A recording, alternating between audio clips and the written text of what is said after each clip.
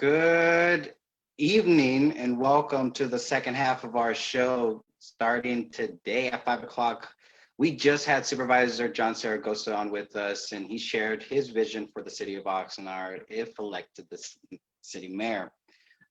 Now we're transitioning to our next candidate, who is no stranger to the city of Oxnard. She has been a longtime resident of the city of Oxnard for decades and is a practicing lawyer who has represented multiple residents throughout our city and even the county. She is considered to be a strong fighter and currently serves as the chair on the Oxnard Planning Commission, where she has served for a number of years as well. She has done a lot in order to support local organizations and communities and even other lawyers in the community. So, ladies and gentlemen, without further ado, please join me in welcoming our next guest, Planning Commission Chair, Deidre Frank.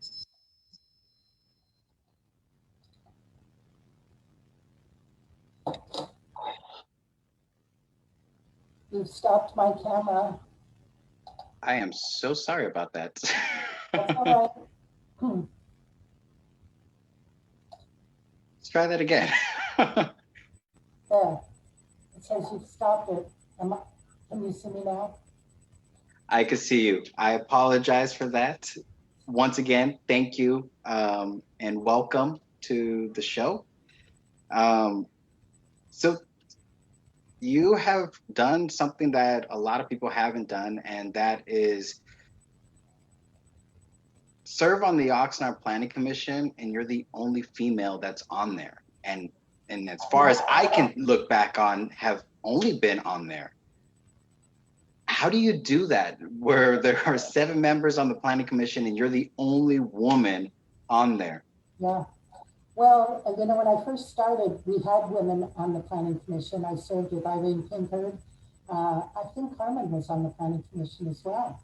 Oh, okay. But then, of course, they both cycled off into their own pursuits. And I was first appointed to the Planning Commission in 2005. And yeah, and I was on the planning, I was replacing a planning commissioner. So I had a partial term there, and then I was appointed for a full term, and then I was appointed for another full term, and then I came off, and then I was asked to please come back. So I did. I wish more women would be interested in planning. I don't know. I don't know why they're not. Maybe they are. I don't see the applications for people who want to come on to the Planning Commission. That goes to City Council. So anyway.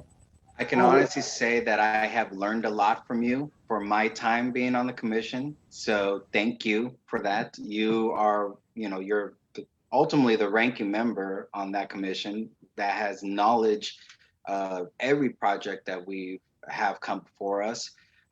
So thank you for that. Well, so the history helps, I think in organizations you do need historians, who can put current events into perspective. I agree. So let's jump to the first question. Okay. What motivated you to run for office? That's the $1 million question. So what motivated you to do that? I'm seeing what's going on in Oxnard, and I'm excited. I think our current city manager is doing an awesome job thinking outside the box, moving us in a modern direction, problem solving. And I think I would work very well with him. I'm working well with staff. I understand the workings of the city, and I didn't want this to be basically a one-person race. I'm up to this challenge. It's time for me to do it. Now, you ran for office before, correct? I did. Yes, I did, in 2004. Now, you grew obviously from this because now you sit on the Planning Commission, and because of your knowledge of the city and working with staff already, this all ultimately makes you the ideal. Your audio is going in and out. I'm sorry. So I was saying that because of your experience on the planning commission, this ultimately makes you an ideal person to jump into the office of mayor, right?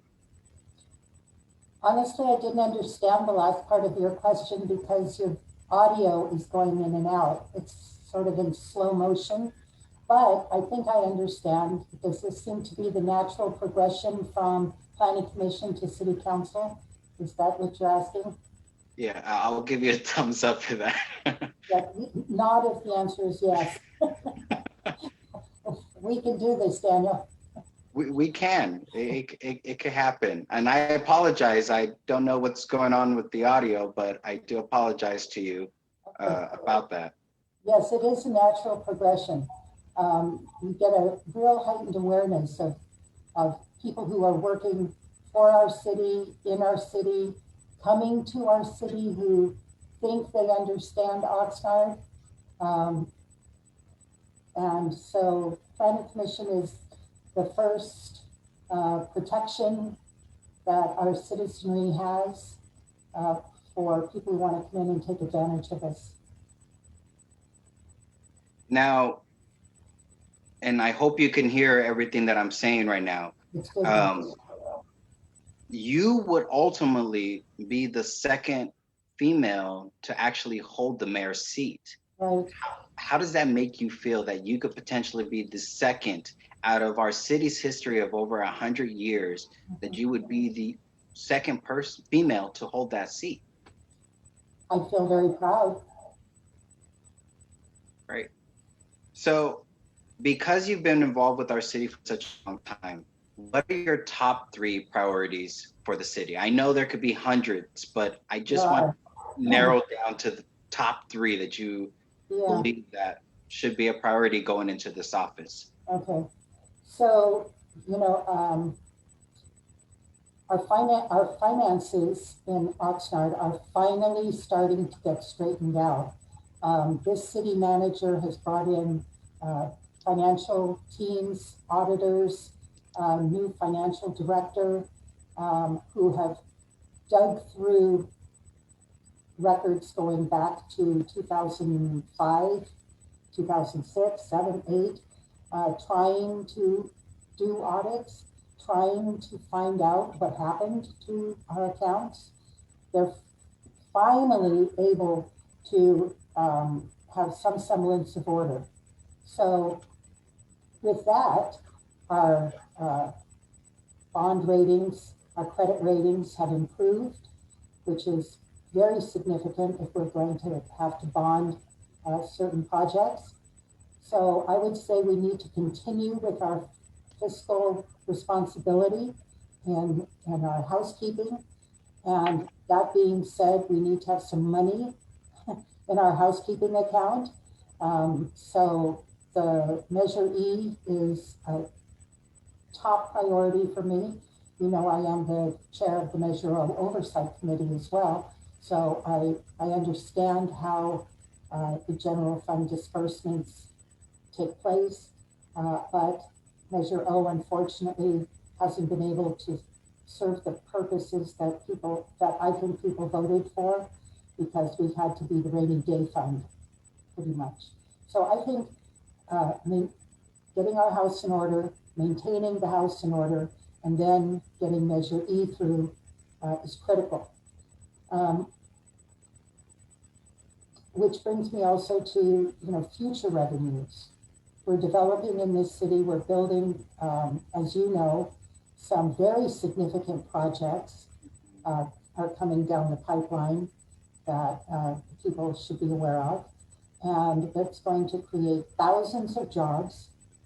I don't know that this has really hit the press as much as I think it should, but thousands of jobs are going to be created here.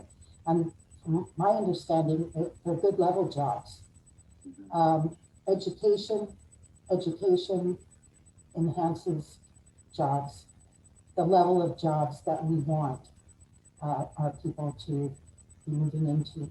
So good development requiring good workers that are supported by a healthy education system that would provide our residents, the students, more of what they are going to need in the job markets coming. And then, we have an image problem in Oxnard, and that's related to safety and trust. For too long, we haven't trusted our government because of what happened from 2005 and the district attorney serving search warrants at City Hall because our then city council were accused of underhanded deals and unreported campaign gifts, stuff like that. So the trust was broken big time. And our image is unsafety, that we're an unsafe city. And we're not. So I think we need to work on that. And then of course that goes hand in hand with homeless and the image that's projected of what Oxnard is. And unfortunately that leads people coming into our city who think they can put anything they want in front of us and assume that we're all off the turnip truck. So let me ask you, because you mentioned trust and an image. How do you, as mayor, rebuild that trust and repair an image that has been damaged over the years? By being a good leader. I think I conduct my planning commission meetings in a fair and open fashion. I welcome deliberation. I welcome discussion. I welcome questions. I want everything on the table because them's the facts. We have to decide on what we hear and what we see. So I think that's a big part of it. I think that's one of the reasons why these measures that Aaron Starr has caused to be put on our ballot are there, because there's no trust in the CFO. There's no trust in the city manager. There's no trust in transparency and how we conduct the meetings. There's no trust on us taking the money that should go for paving streets to paving streets. There's no trust. So we now have to have all these rules put into place because our government can't be trusted to do either what they said they would do or what the people want. So it's pretty evident to me that there's some trust issues and follow through issues. And I think maybe more communication. I'm seeing Mayor Flynn doing his Friday afternoon programs for people to get updates. And I think it's unfortunate he waited until he was running for supervisor to start doing those, because I think that's very proactive. I think that would be very beneficial. And now in the age of technology, where you can do a Zoom meeting, anyone could participate and come in, or like your program, a podcast. So for people who are interested, they can. We do have TV, the cable, for people who want to watch the planning commission and the city council meetings. A lot of people in this economic time have cut their cable. They don't get cable anymore. Oh, well, you can watch it on YouTube. A lot of people I know, a lot of my clients don't have internet. They don't have it. So it's hard to believe, but it's true. So I think more outreach would be helpful. I like the fact that our city manager is going to neighborhood council meetings. I think more of us should go to neighborhood council meetings. It's difficult now with this pandemic. Campaigning has been very difficult with this pandemic. I'm a people person. I like being outside. I like interacting with people. And to the extent that I can, I am.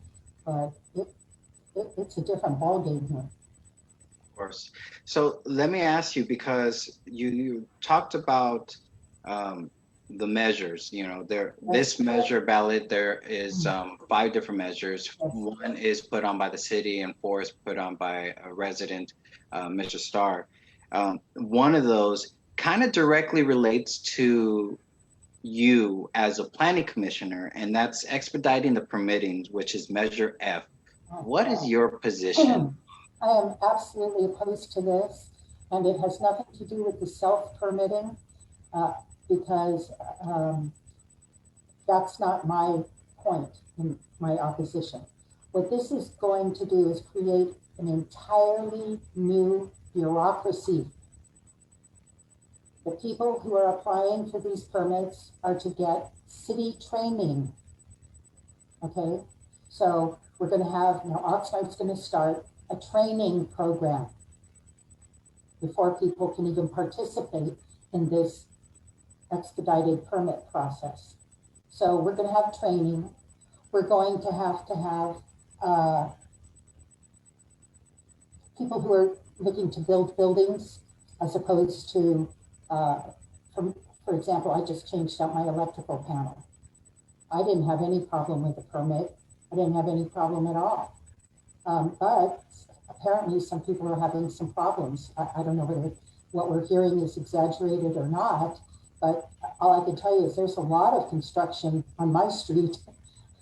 So obviously someone's getting permits, but, it's going to require a peer review. The city is going to set up a peer review with the contractor or the architect that's involved. There's another layer.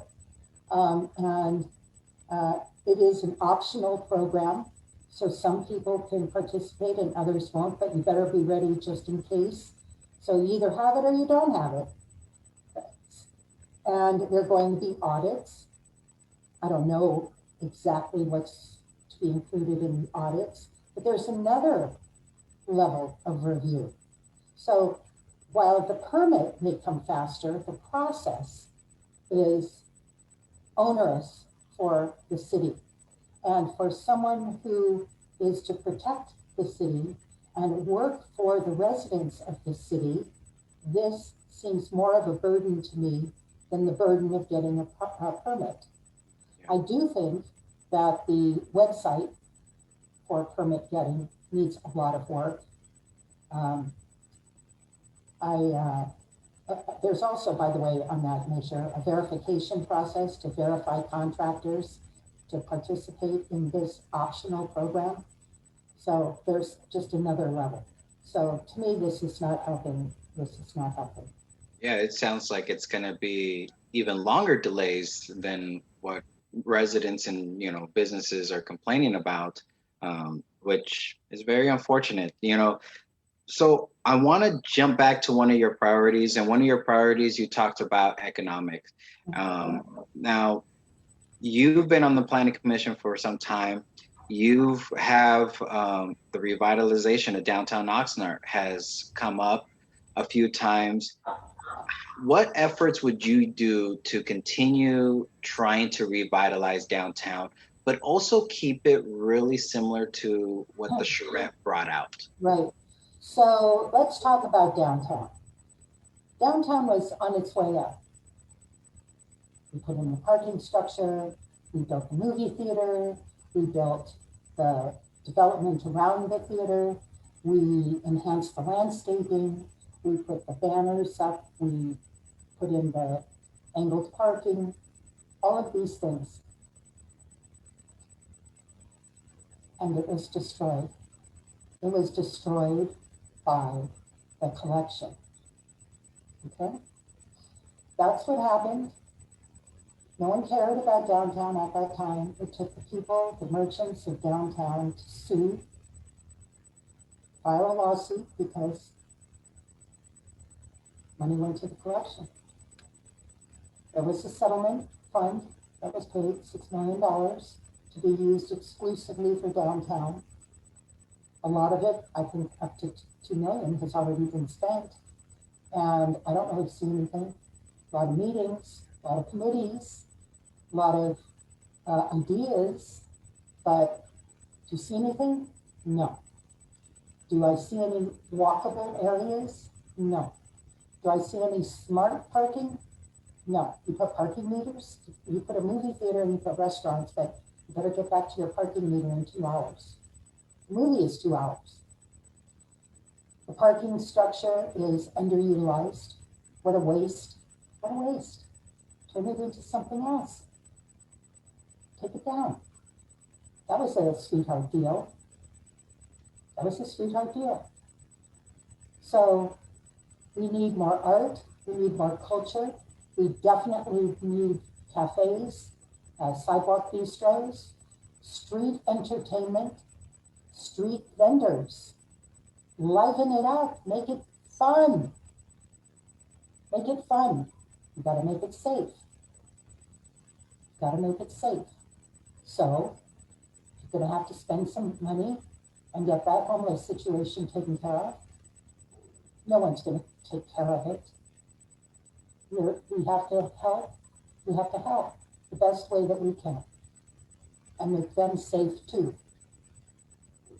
And I love those ideas to make it fun, jazz it up, make it something like a destination that people actually want to go to. Definitely.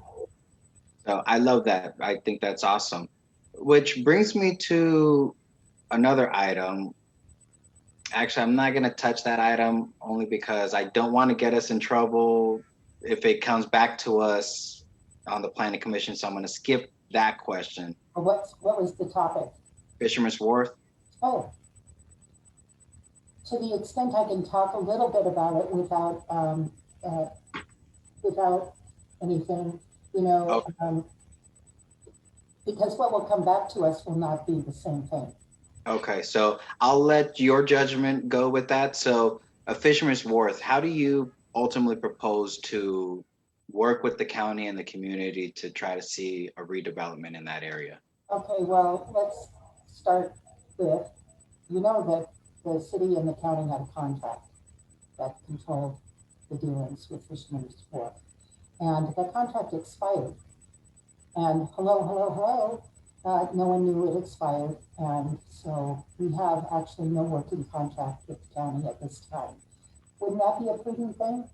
Before we start committees and before we start meetings and before we start throwing around ideas, how about getting our commitment on paper so we know what we can expect? I'm a lawyer, so we can know what to expect. Do we have is this going to be consensus on selection of a developer, or is the county just going to have exclusive right to pick a developer? What about the request for proposal? I mentioned at our meeting, and I think everyone, well, I don't care what everyone, the point is, it was an exclusive negotiation with residential developers only. Public entity solicitations did not go out. There are architects, there are firms that only deal with harbor and waterfront development for public use. This is public use. I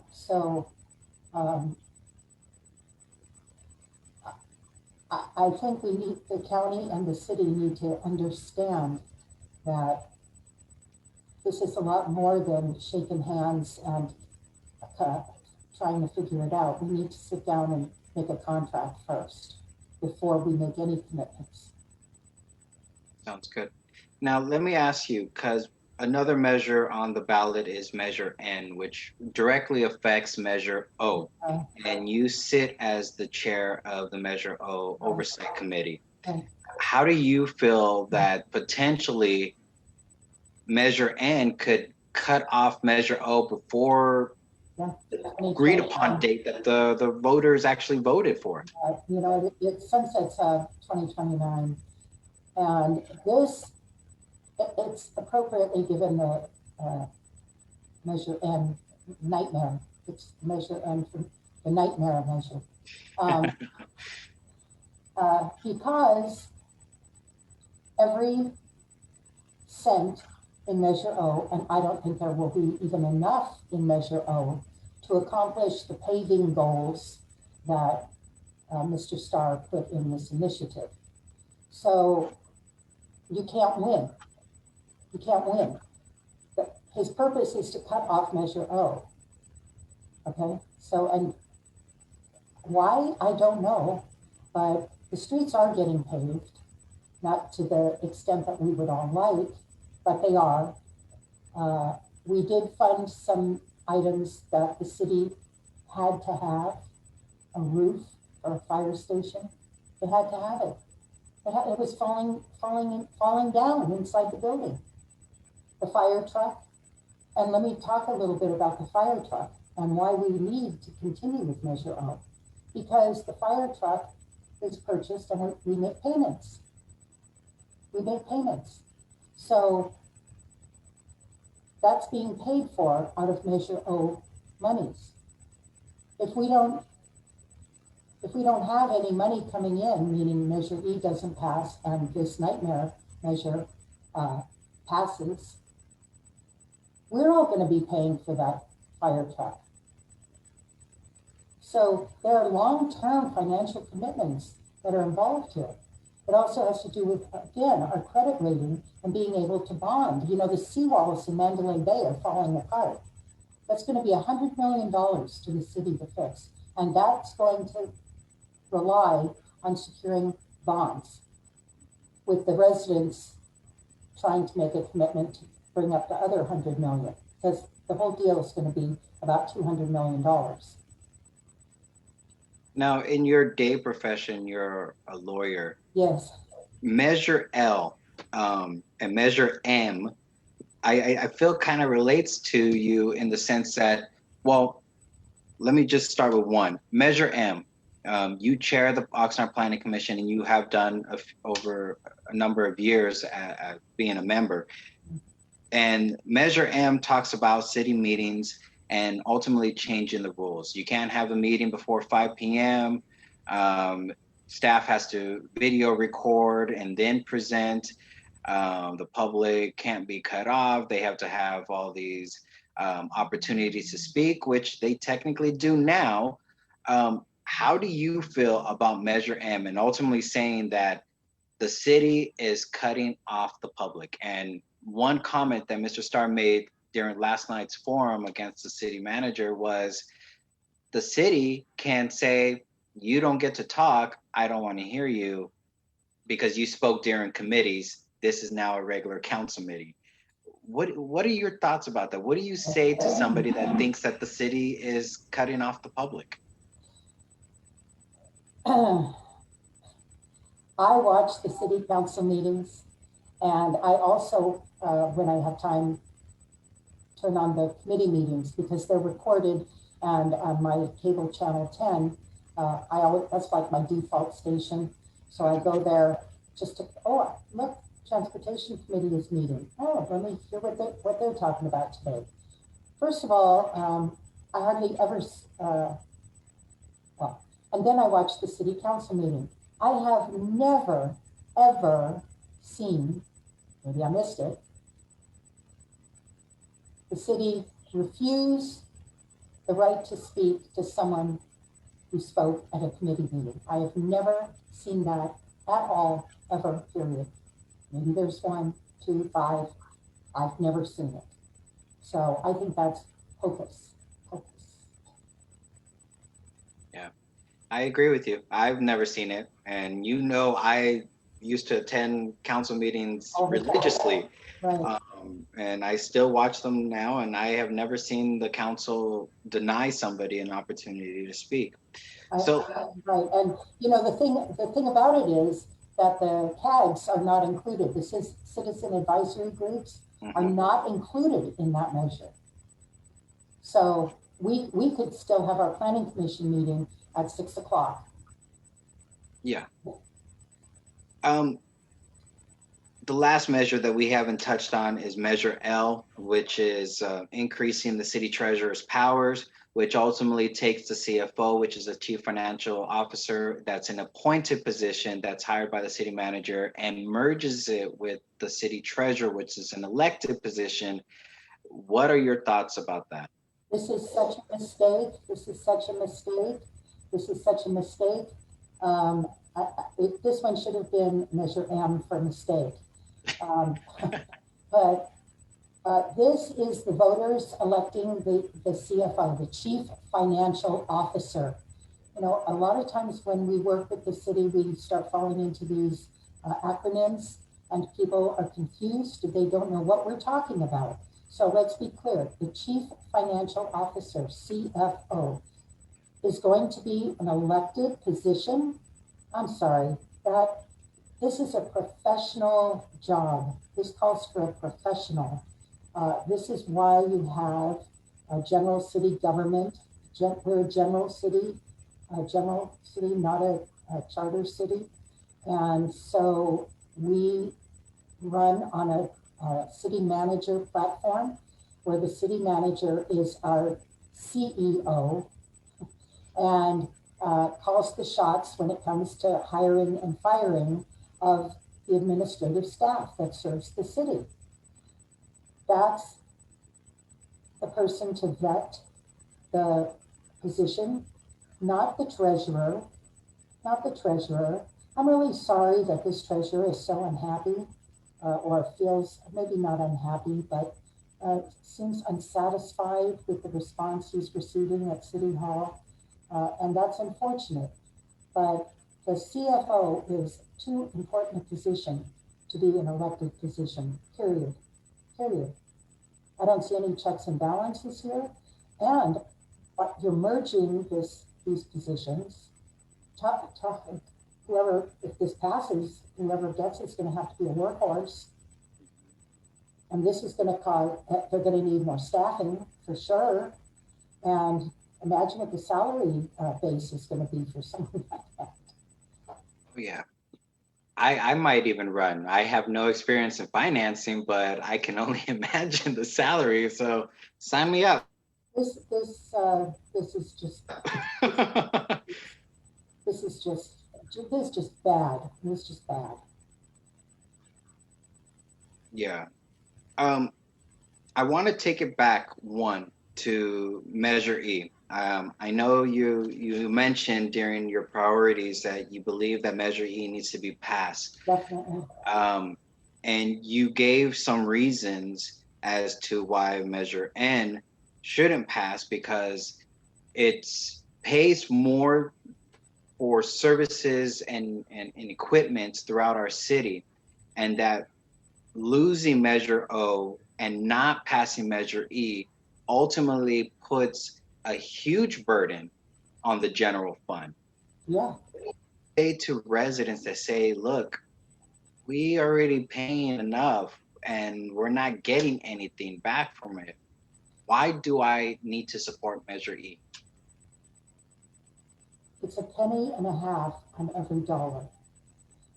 Oxnard is one of the lowest sales tax cities there is. Measure E allows for the 1.5 cents. When the Measure O sunsets, that tax will be gone. And so basically, instead of being at the 9.75, we'll be at the 8.75 because Measure O is 1 cent. So our tax rate will be 8.75. And that's still low. So even at the 9.75, which, you know, the maximum that we can be is, I think it's 10% under state law. So, you know, we're still under the maximum. Some cities charge more. I agree with that. So, and, you know, I'll also point out that with the new development that's coming in, and when I say new, I'm thinking last 10 years, maybe even 12. But we started, especially with, for example, Wagon Wheel, we can talk about River Park. We put in assessment districts there, everything from landscape maintenance to like at Seabridge, the harbor patrol, all those harbor assessments. Uh, but in the older parts of our city, where the development occurred before, they don't have assessment districts.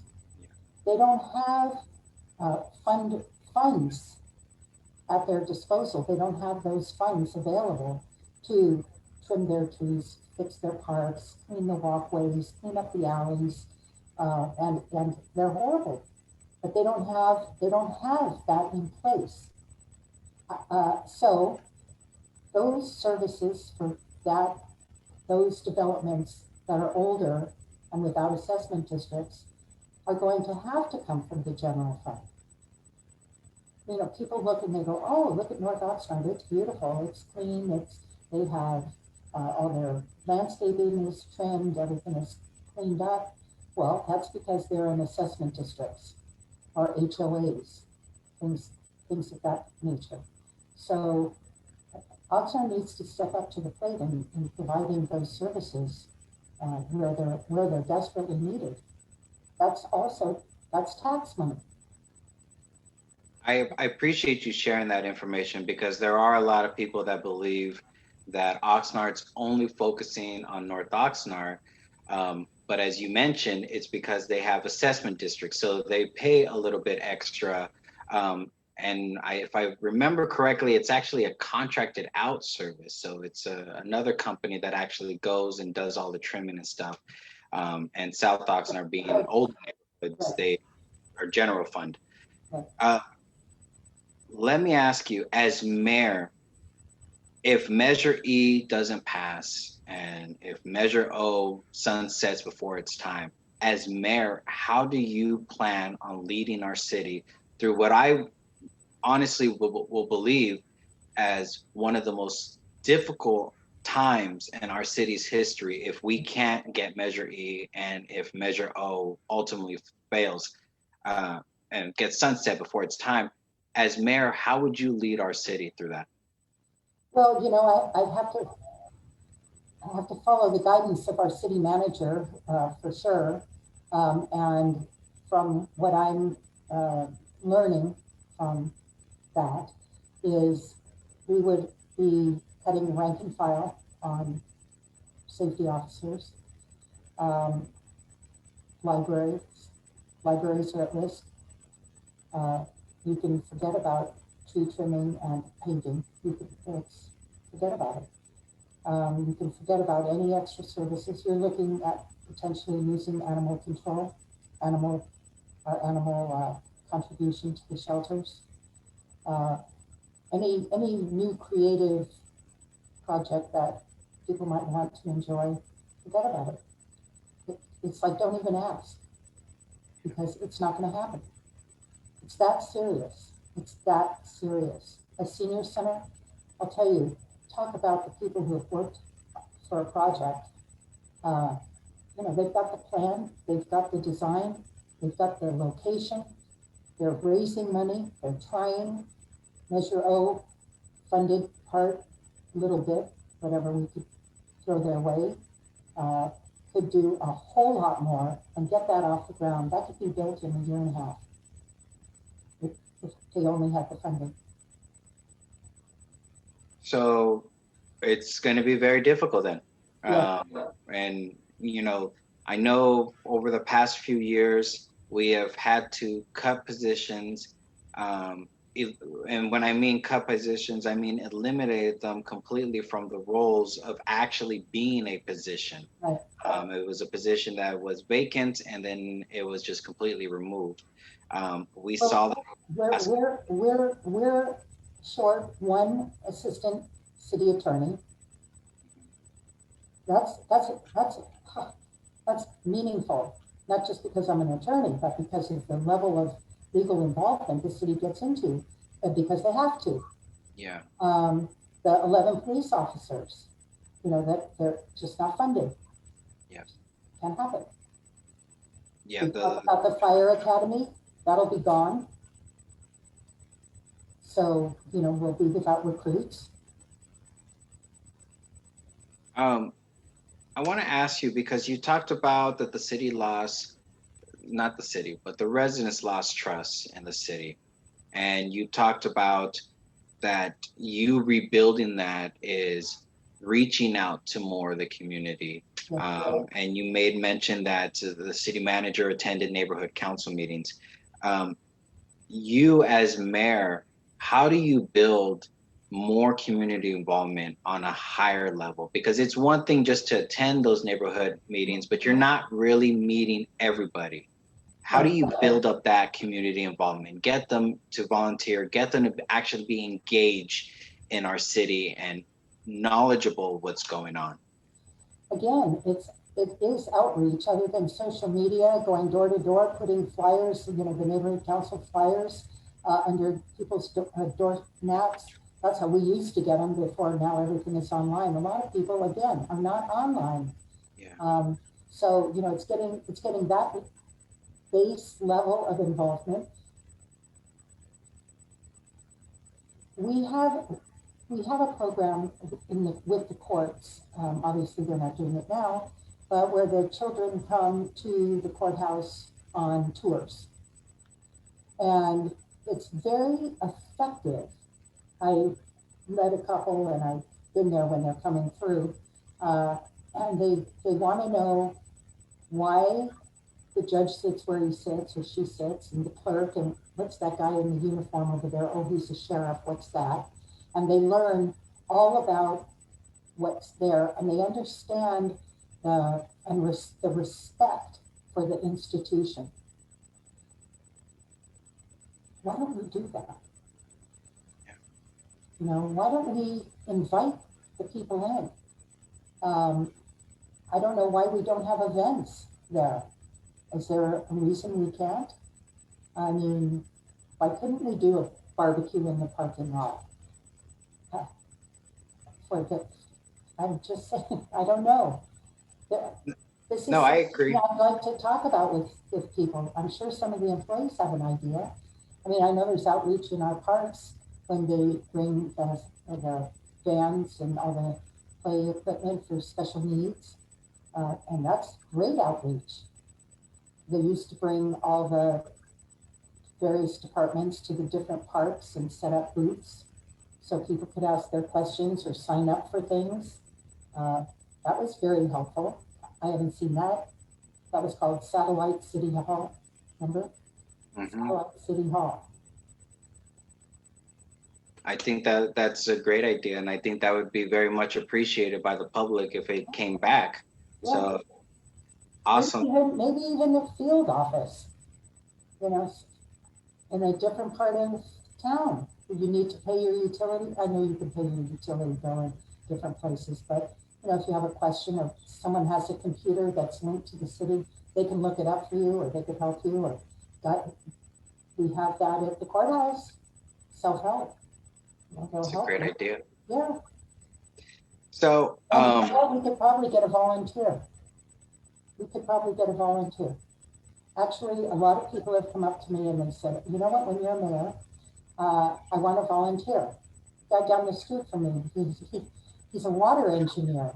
He's retired, and he just moved here, just finished renovating his house. He got a permit, and yeah, he wants to volunteer. A lot of people around want to volunteer.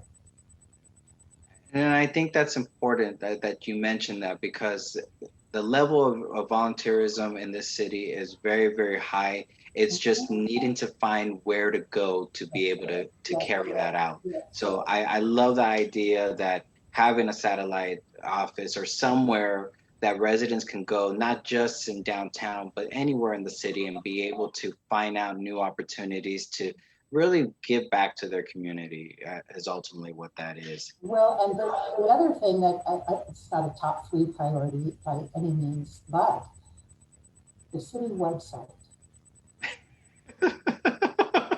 Say no more. Okay, I won't. That's I have had. Wouldn't that help? I completely agree. I've had people tell me, how do you even navigate that website? Right. It is something that needs to be addressed, definitely. Yeah, it needs to be done over.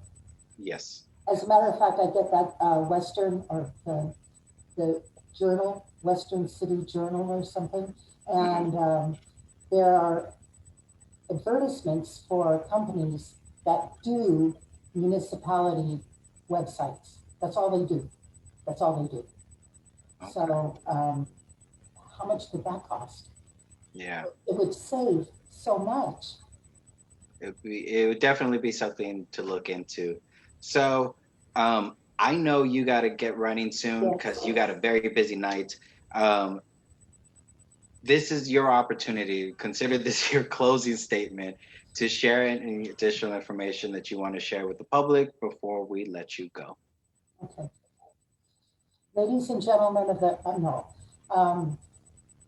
I want to thank you very much, Daniel, for this opportunity. It was fun being with you, and I enjoy sharing uh, our ideas, my ideas with you. Uh, what people, if people have questions about who I am and what I've done, rather than give you a whole list of everything, just go to my website. It's a good website, easy. It's you just have to spell my name right. It's Deirdre Frank for Mayor of Oxnard 2020.com. Deirdre Frank for Mayor of Oxnard 2020.com. It has everything. It has my bio, it has my resume, it has my work history, uh, where I was born. I was born in Hollywood, California. I'm 67 years old. I've been in Oxnard since 1988, but practicing in Oxnard since 1983. Long time. I've been a lawyer for 42 years. Something that was my passion. Law is my passion. I love it. And believe me, I think that that's going to come in very handy as mayor, because you know right from wrong, and you want to go back to the days of committees and office meetings with nobody knowing what's going on. Go ahead. I'm not that person. Okay, I'm not that person. So give it some good consideration when you're making your choice. And I hope everyone will vote for me. I would appreciate it. Deidre, thank you very, very much for taking this opportunity to sit with me. Well, to be in this space of Zoom and share your positions on the measures and your vision for our city, because it sounds like an amazing vision that you want more community involvement and you really just want to get us right back on the right track. And it's very much appreciated. As an Oxnard resident that's a young father, I want my city to be healthy. So thank you very much. Ladies and gentlemen, this is Deidre Frank, who is a candidate for Oxnard Mayor. As she mentioned, you can visit her website to learn more about her. You can also catch her tonight along with the other candidates for mayor, as well as the county supervisor candidates for the forum with the INCO, which is the Inter-Neighborhood Council Organization. Deidre, thank you again. I can't say this enough. Thank you again for speaking with me, sharing your vision, and best of luck to you on the campaign trail, and good luck to you tonight as well. Thanks. Thanks, Daniel. Talk to you later. Ladies, thank you. Ladies and gentlemen, this is Oxnard Live. I'm your host, Daniel Chavez Jr. Please be sure to join us next week, Thursday, as we have Carolina Magana with us, who is a candidate for District 6, which is South Oxnard. Remember, this is Oxnard Live, all live and 100% real. Thank you all for watching and have a great night.